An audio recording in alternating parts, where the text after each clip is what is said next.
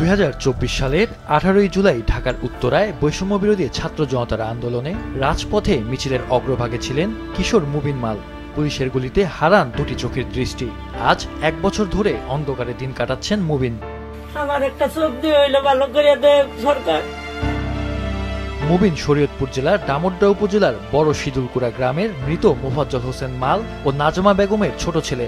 বাবার মৃত্যু, সংসারের হাল ধরা, পড়ালেখা বাদ দিয়ে ঢাকায় চাকরি, সবই করছিলেন পরিবারের মুখে আহার দিতে।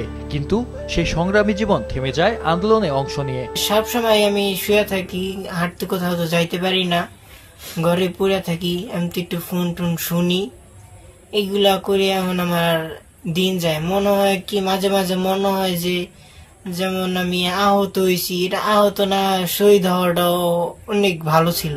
ঘরবন্দি মুবিন চোখে অন্ধকার নিয়ে অপেক্ষা করছেন একটুখানি আলোর। মা নাজমা বেগম নিজের একটি চোখ ছেলেকে দান করতে চান। প্রতিদিন হাত ধরে নিয়ে যান স্বামীর কবরের পাশে। মুবিনের আকুতি, আর একবার যদি বাবার কবর আর মায়ের মুখখানা দেখতে পেত সে। আগে তো আমি তো সব সাধারণ ভাবে ছিলাম, আমি সবভাবে ঠিকভাবে সুস্থভাবে ছিলাম। আগে দিনকাল যেমন ভালো কাটছিল, এখন আমি সব দেশের জন্য করি। এখন আমার দৃষ্টি দুইটা অঙ্গ হারিয়ে এখন ঘরে পড়ে আছি আমি। মুবিনের বড় ভাই মানসিক প্রতিবন্ধী।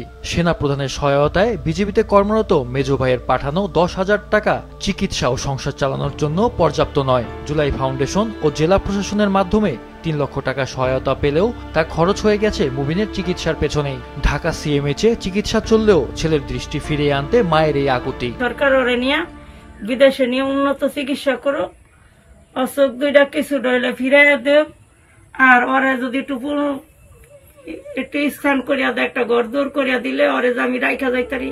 গ্রামের লোকজন চান সরকার যেন মুবিনের জন্য উন্নত চিকিৎসা এবং অসহায় মা ছেলের জন্য একটি ভালো ঘরের ব্যবস্থা করে।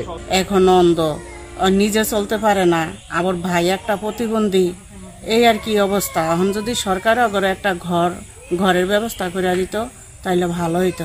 আমাদের এই ঘর দিয়ে পানি পড়ে। আবার কিছুদিন আগে শুনছি সেনাপ্রধান 5 লাখ টাকা দিছে, কিন্তু আমরা সেই টাকা পাইনি। এলাকাবাসী, আত্মীয় স্বজন ও প্রতিবেশীরা প্রায় মুবিনকে দেখতে আসেন। ছোটবেলা থেকে বিনয়ী, ভদ্র, ধর্মভীরু মুবিনের প্রতি সবার সহমর্মিতা রয়েছে। মুবিন যেন আবার দৃষ্টি ফিরে পায়, এটাই চাওয়া সবার। মাহফুজুল হাসান, মাছরাঙা নিউজ ডেস্ক।